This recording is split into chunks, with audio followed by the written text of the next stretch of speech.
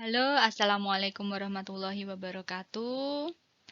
Pada kesempatan kali ini, kita akan belajar tentang mata kuliah metode numerik di materi penghampiran fungsi. Apa itu penghampiran fungsi? Misalkan diberikan data hasil percobaan dari suatu penelitian, misalkan datanya seperti ini, ada N buah titik, jadi jumlah titiknya ada P1, P2, P3, sampai Pn. Ini adalah jumlah titik-titik hasil percobaannya. Dengan masing-masing titik itu memiliki koordinat. Misalkan P1 itu adalah memiliki koordinat X1, Y1. P2 koordinatnya adalah X2, Y2. Dan seterusnya sampai titik ke N itu koordinatnya XN, YN. Nah, kita bisa menggambarkan titik-titik hasil percobaannya ini ke dalam koordinat kartesius. Misalkan P1 misalkan kita gambarkan di sini. Jadi di sini adalah X1, di sini Y1. Misalkan P2-nya titiknya di sini. Berarti ini koordinatnya untuk titik P2, di sini ada X2, di sini ada Y2, dan seterusnya. Sampai N buah titik itu tergambarkan semua di dalam koordinat kartesius. Nah, titik-titik dari hasil percobaan itu dia memiliki tren, memiliki bentuk menyerupai suatu fungsi tertentu. Tetapi kita tidak tahu nih secara pasti rumus fungsinya itu apa. Rumus fungsinya tidak diketahui.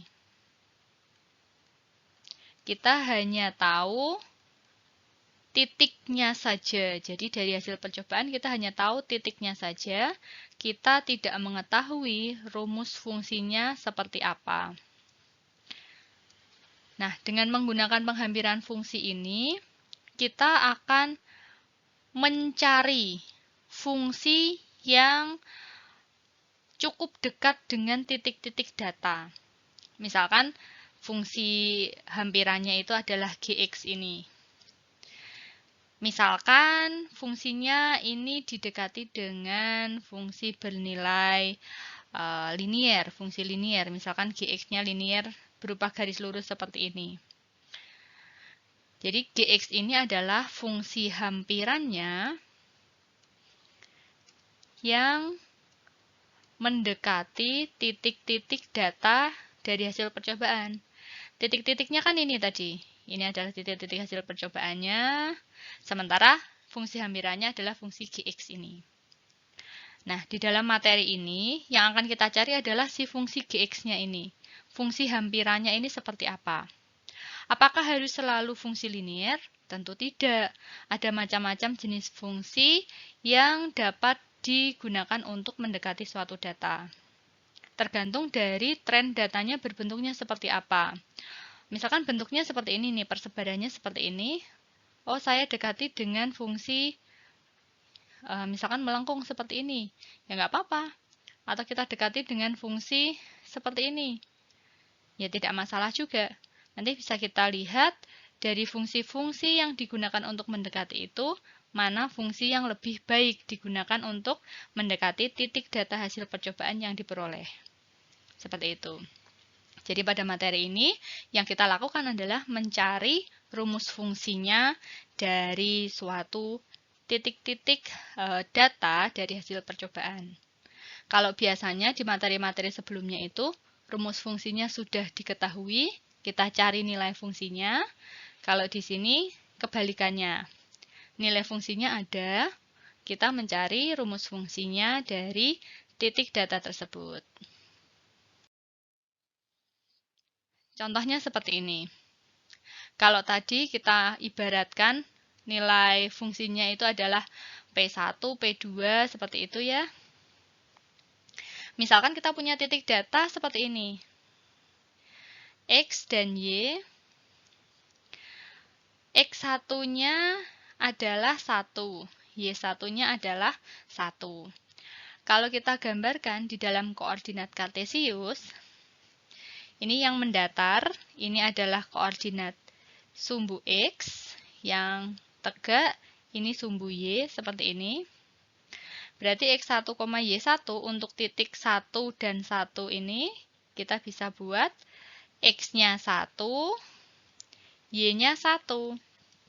Berarti titik ini adalah titik 1,1. Kemudian titik yang kedua, kita misalkan punya X2-nya sama dengan 2, Y2-nya sama dengan 3. Berarti kita bisa gambarkan X2-nya sama dengan 2, Y2-nya sama dengan 3. Ini titiknya adalah 2,3. Seperti ini dan seterusnya. Misalkan kita punya 5 buah data. 5 buah data seperti ini, kita bisa menggambarkan di dalam diagram kartesius untuk masing-masing datanya seperti ini. Nah, kan kita tidak tahu nih rumus fungsinya seperti apa. Nanti akan kita cari rumus fungsi yang mendekati titik-titik data ini. Rumus fungsi yang mendekati titik data. Bisa jadi rumus fungsi yang dihasilkan, bentuknya garis lurus saja, misalkan seperti ini, atau garis melengkung, misalkan seperti ini, atau seperti apa. Nanti bergantung dari rumus yang kita pilih. Nah, kemudian nanti kita cek apakah rumus fungsi itu dia sudah cukup dekat atau belum dalam mendekati data. Ada error sebesar berapa? Seperti itu.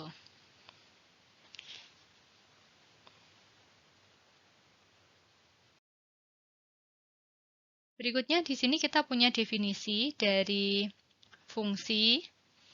Jadi, F dari A ke B disebut fungsi dari himpunan A ke himpunan B jika untuk setiap X elemen A itu terdapat tepat 1 Y elemen B.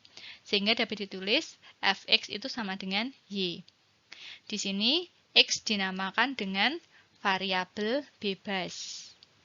Variabel bebas. Sedangkan Y-nya itu adalah variabel tak bebas. Seperti yang sudah saya sampaikan di depan, jadi yang akan kita cari itu adalah rumus fungsi dari fx ini seperti apa gitu. Jadi rumus fungsi yang menghampiri titik-titik data itu bentuknya seperti apa. Nah, sebelum kita masuk ke cara-cara untuk mencari rumus fungsi, mari kita ingat-ingat sedikit tentang bagaimana sih rumus fungsi yang dulu sudah pernah dipelajari. Nah, misalkan rumus fungsi itu seperti ini. Rumus fungsi yang mudah, diketahui fx sama dengan 3x plus 2. Ini adalah rumus fungsi. Fungsinya berupa fungsi linear kalau ini, karena x-nya berpangkat 1. Nah, tentukan nilai fungsi untuk X sama dengan 1, X sama dengan 2, dan X sama dengan 3. Dengan menggunakan rumus fungsi 3X plus 2. Nah, ini hasilnya seperti ini. Nah, bagaimana cara mencarinya? Mari kita lihat. Rumus fungsinya adalah Fx sama dengan 3X plus 2. Jadi, tadi kan dikatakan X itu adalah variabel bebas. Jadi nilai X itu boleh diganti-ganti. Misalkan untuk X sama dengan 1, berarti di sini setiap nilai X yang ada diganti dengan 1. Jadi nilai F1 itu sama dengan 3 dikalikan 1 ditambah 2. Berarti sama dengan 3 ditambah 2, 5. Nah, jadi nilai fungsi untuk X sama dengan 1 dengan rumus fungsi 3X plus 2 itu adalah 5. Seperti itu. Kemudian, untuk Fx-nya sama dengan 2. Dengan rumus fungsi 3X plus 2, berarti F2 sama dengan 3 kali 2 ditambah 2, sama dengan 3 kali 2, 6, ditambah 2, sama dengan 8. seperti ini. Jadi diperoleh nilai untuk X sama dengan 2, Fx-nya atau Y-nya sama dengan 8. Demikian juga dengan cara yang sama kita peroleh untuk X sama dengan 3 diperoleh nilai Fx-nya adalah 11. Nah, dulu yang biasa kita pakai itu seperti ini. Rumus fungsinya diketahui, nilai fungsinya yang dicari. Jadi rumus fungsi ini diketahui, nilai fungsinya ini dicari. Nah, tapi dengan menggunakan penghampiran fungsi ini, kebalikannya, bagian ini diketahui. Rumus fungsinya ini dicari. Rumus fungsinya seperti apa? Oh, ketemunya 3x plus 2, misalkan seperti itu. Berarti kita bisa menemukan fungsi yang tepat. Tapi tidak selalu fungsi yang ditemukan itu persis. Karena dinamakan fungsi hampiran, berarti menghampiri. Kita cari yang paling dekat. Seperti itu. Nah, di sini saya punya bagan. Untuk panah yang berwarna biru, dari rumus fungsi ke nilai fungsi, ini yang sudah kita coba tadi di slide sebelumnya. Jadi diketahui rumus fungsi, yang dicari nilai fungsinya. Nah, tapi untuk materi penghampiran fungsi, kita pakai yang kebalikannya, yang panah berwarna merah ini, yang diketahui nilai fungsinya, yang dicari adalah rumus fungsinya. Di sini ada 3 metode yang akan kita pakai. Metode kuadrat terkecil untuk kurva linier, linearisasi fungsi pangkat, dan linearisasi fungsi eksponen.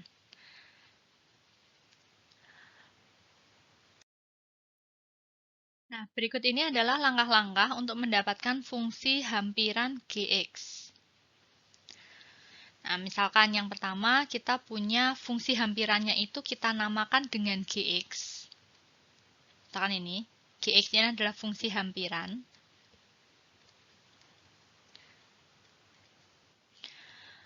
Fungsi Gx yang mewakili Fx atau yang menghampiri Fx itu kita buat menjadi bentuk umum dalam bentuk polinomial seperti ini. Gx adalah A0 plus A1x plus A2x kuadrat plus dan seterusnya plus ANXN. Misalkan di sini kita punya N buah titik.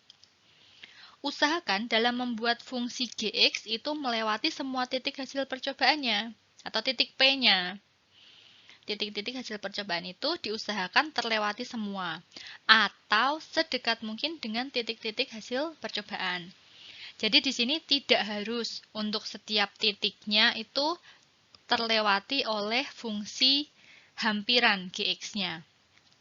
Bisa dilihat di gambar yang sebelah kanan. Di sini titik-titiknya adalah P1, P2, P3, P4. Misalkan seperti ini persebarannya.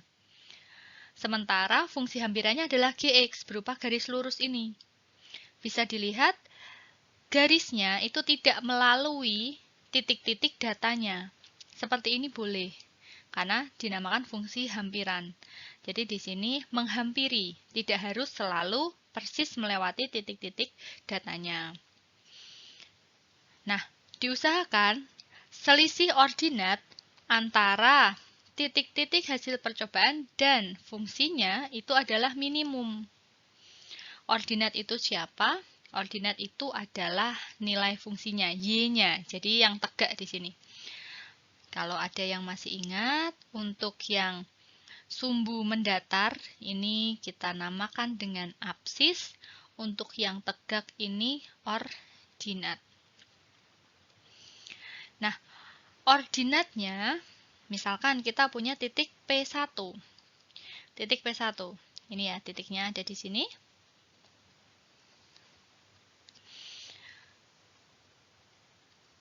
Jadi, misalkan ini adalah X1, maka titik P1 yang ini kita namakan dia Y1. Ini adalah fungsi aslinya. Jadi P1 itu punya koordinat X1, Y1. Sementara kita punya fungsi hampiran Gx. pada saat titiknya X1,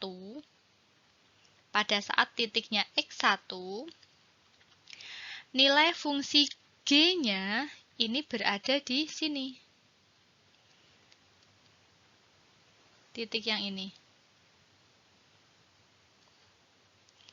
Jadi tidak berada persis di titik X1, Y1, melainkan dia ada di titik ini. Jadi di garis yang biru di sini kita punya GX1. Nah, ada selisih antara Y1 dan GX1. Antara Y1 dan GX1 ada selisih sebesar ini. Ini adalah selisihnya. Ini dinamakan dengan E1. Jadi di sini EI ini adalah selisih ordinat antara fungsi dari data F atau Y, gini sama. Jadi bisa disebut Fx itu sama dengan Y, begini ya. Jadi kalau di dalam rumus itu dituliskan dengan Y, berarti itu memiliki arti yang sama dengan Fx. Ini data aslinya. Sementara data hampirannya itu adalah Gx.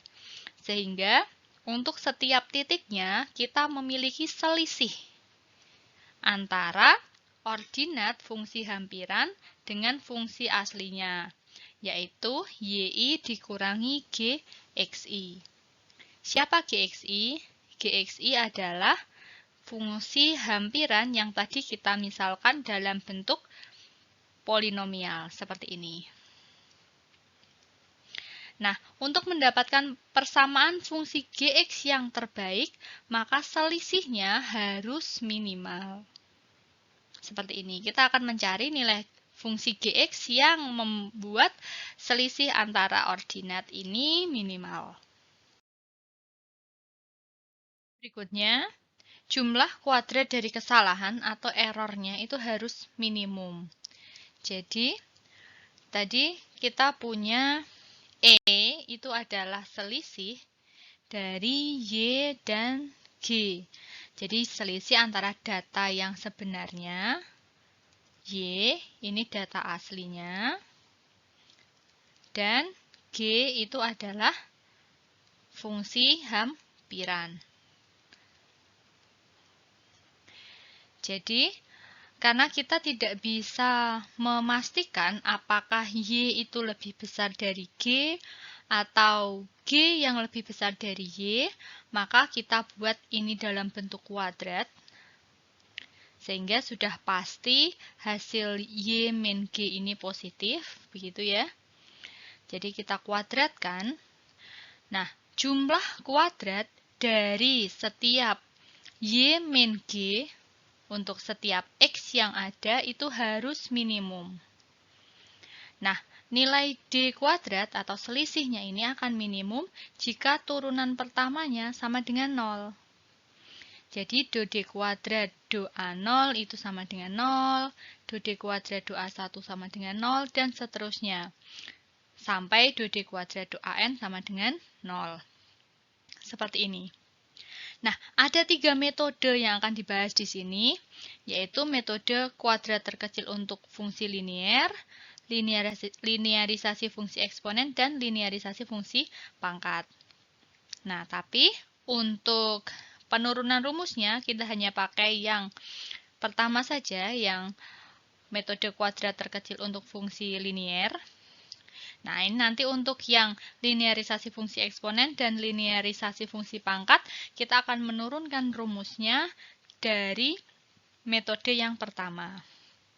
Nah, setelah ini kita akan lihat nih, bagaimana cara untuk menentukan fungsi linier yang menghampiri suatu data.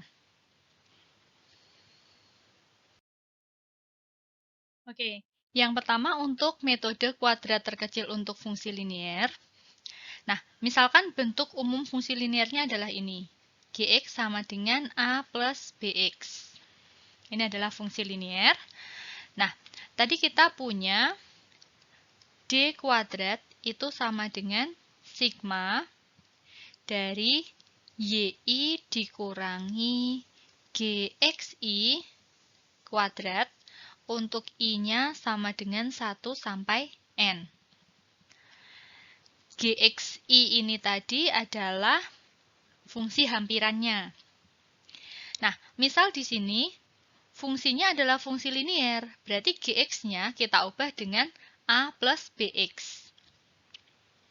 Jadi di sini bisa kita tuliskan sigma dari YI min A plus BXI kuadrat, seperti ini.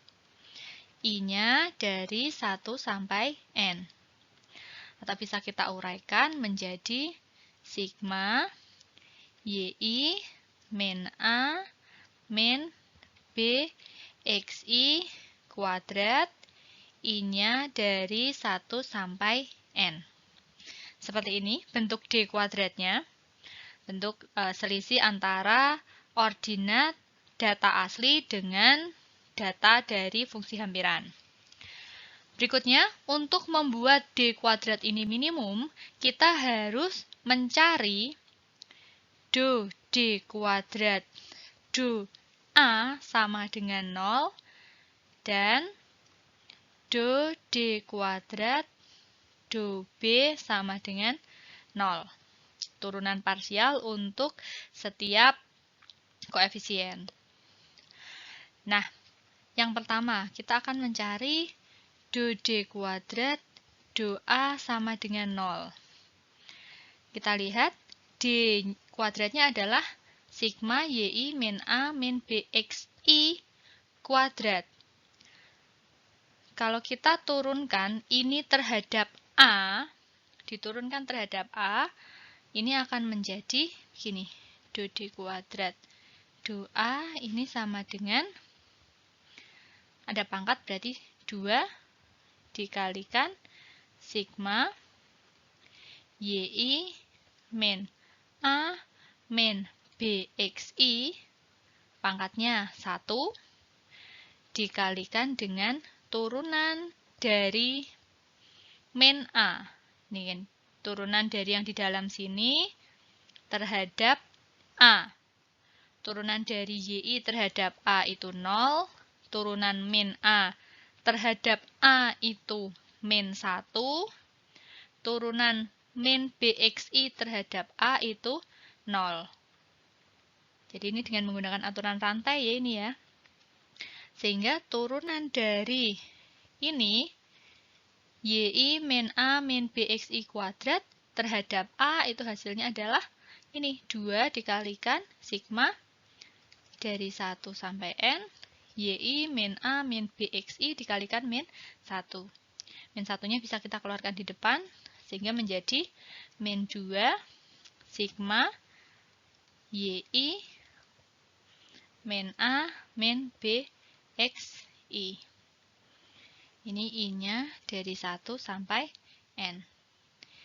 Ini harus sama dengan 0. Begini. Berarti karena dia harus sama dengan 0, min 2 dikalikan sigma ini sama dengan 0. Artinya kan min 2 sama dengan 0 atau sigma YI min A min BXI sama dengan 0. Karena min 2 tidak mungkin sama dengan 0, berarti ini kita buat yang sigma YI min A min BXI ini sama dengan 0. Sigmanya I-nya dari 1 sampai N. Dengan menggunakan sifat sigma, ini bisa kita keluarkan untuk masing-masing sukunya.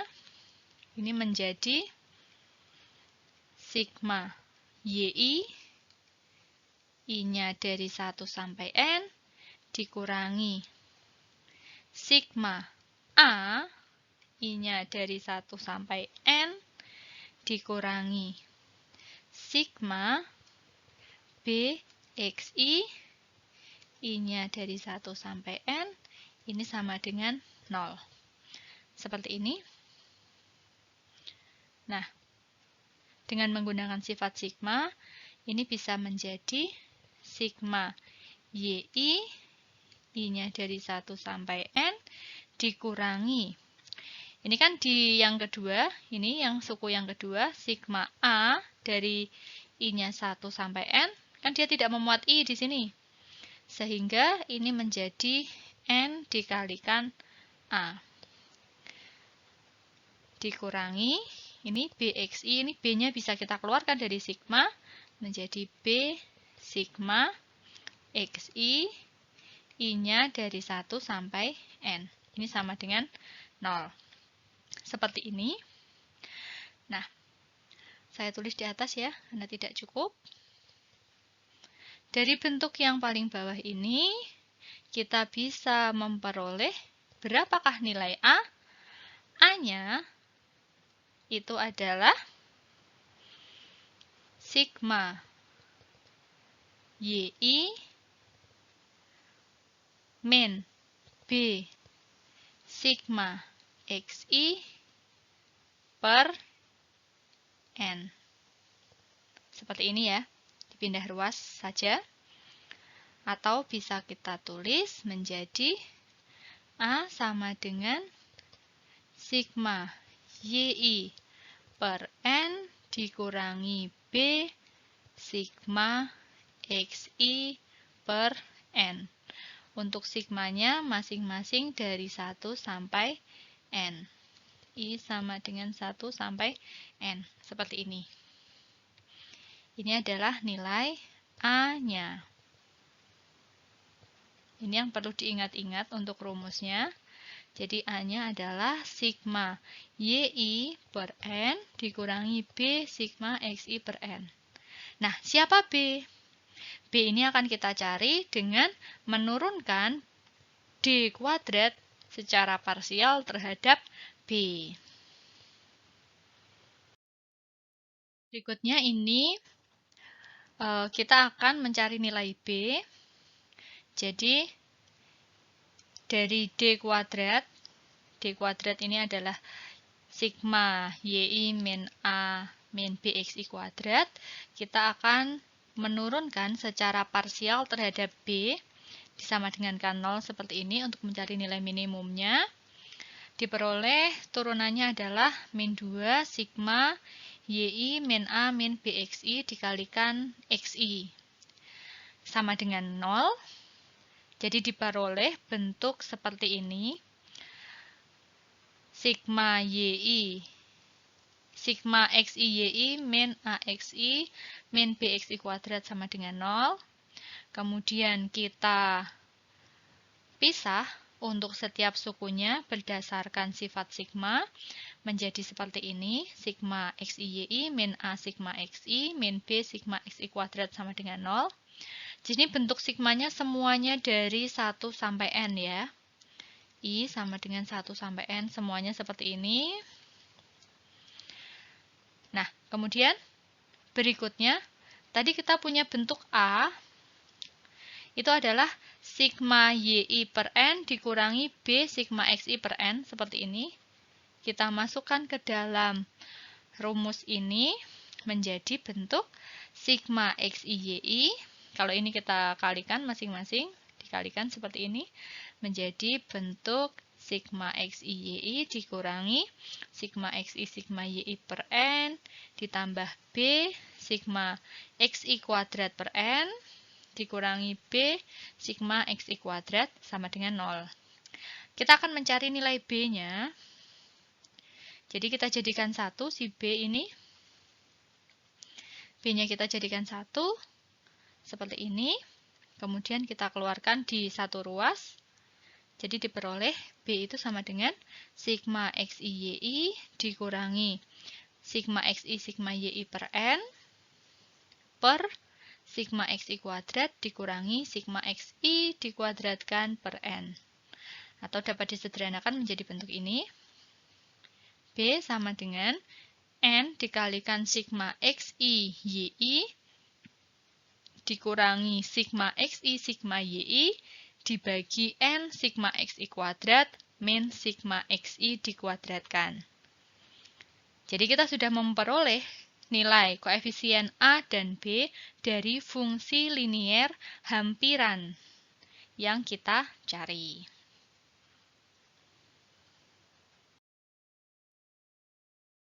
Jadi di sini kita punya tadi fungsi hampirannya itu adalah Gx sama dengan A plus Bx, dengan A-nya itu adalah sigma yi per N, dikurangi B, dikalikan sigma xi per N, dan B-nya N sigma xi, yi dikurangi sigma xi kali sigma yi, dibagi N kali sigma xi kuadrat. Jadi xi-nya dikuadratkan dulu, baru dijumlahkan, dikurangi sigma xi kuadrat. Yang belakang ini berarti sigma xi-nya dicari dulu, dijumlahkan dulu, baru dikuadratkan. Ini adalah rumusnya. Berikutnya kita akan mencoba mengerjakan soalnya. Jadi bagaimana kita mencari fungsi linier dari sebuah data. Oke, nah ini contohnya nih. Diketahui data sebagai berikut. Jadi ini datanya. Pasangan datanya adalah X1 sama dengan 1,0, Y1-nya 1,83. X2-nya 1,5, Y2-nya 3,97, dan seterusnya. Ini adalah datanya. Kemudian tentukan fungsi linier Gx sama dengan A plus Bx yang mendekati titik-titik data di atas. Nah, yang pertama, kita harus menghitung setiap yang diperlukan dari rumus yang tadi sudah kita temukan. Jadi yang diperlukan apa saja begitu. Tadi di rumusnya kita punya A ini sama dengan sigma yi per N. N itu siapa? N adalah banyak data. Banyak datanya ada berapa? Di sini banyak datanya ada 6. Ada 6 pasang data. Berarti banyak datanya di sini ada 6. Data pertama, kedua, ketiga, keempat, kelima, keenam. Ada 6 buah data. Jadi N-nya 6. Kemudian, untuk mencari A, di sini kita butuh sigma yi dan sigma xi. Siapa sigma yi? Sigma yi adalah jumlahan seluruh y. Dari Y1 sampai Y6. Jadi Y1 ditambah Y2 ditambah Y3 dan seterusnya sampai Y6. Jadi di sini hasil penjumlahannya 1,83 ditambah 3,97 ditambah 6,17 dan seterusnya sampai bawah ketemu 43,56. Ini adalah jumlahan Y atau sigma yi. Jadi, di sini kan rumusnya A sama dengan sigma yi per 6. Jadi, siapa sigma yi? Sigma yi adalah 43,56. Dibagi N-nya 6.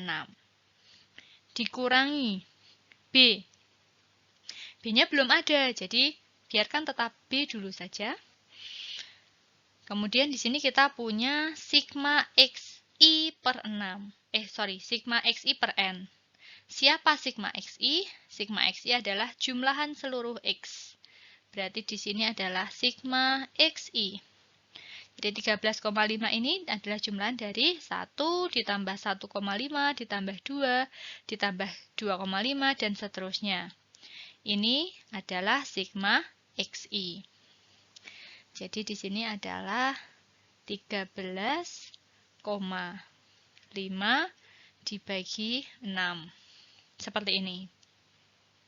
Jadi, ketemu nilai A-nya 43,56 per 6 kurangi B dikali 13,5 per 6.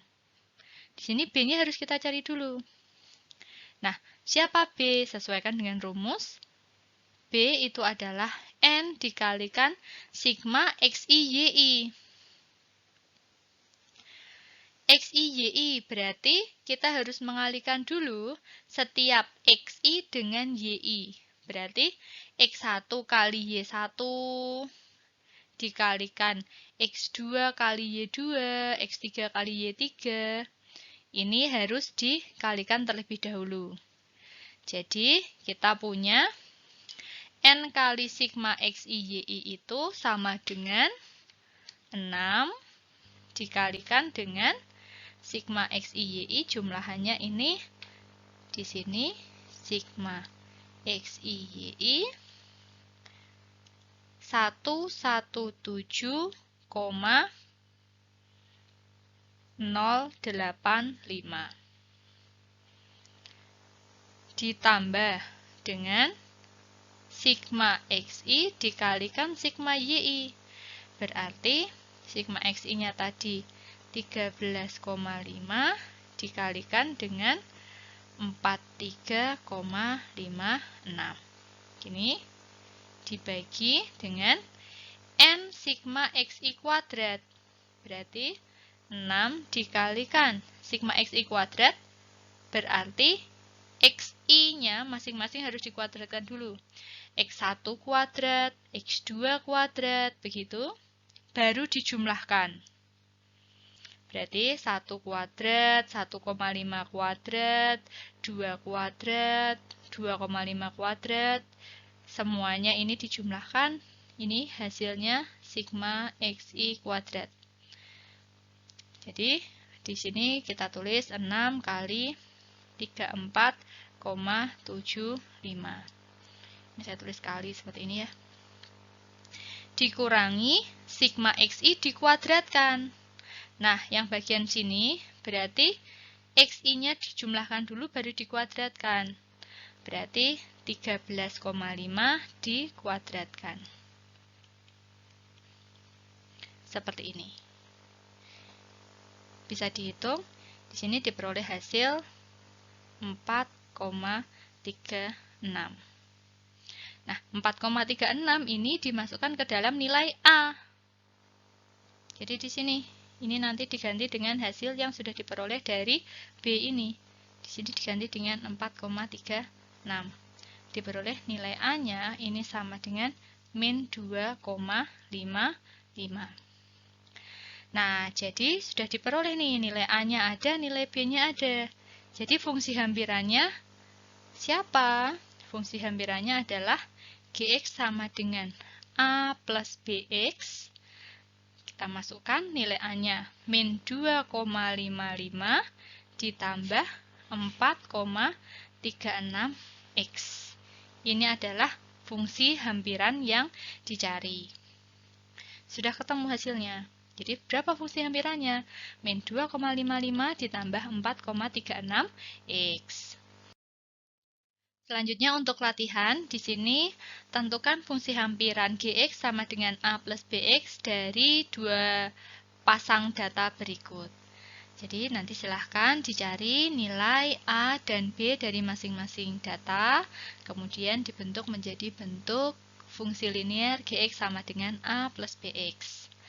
Silakan mencoba, selamat belajar, semoga dapat dipahami.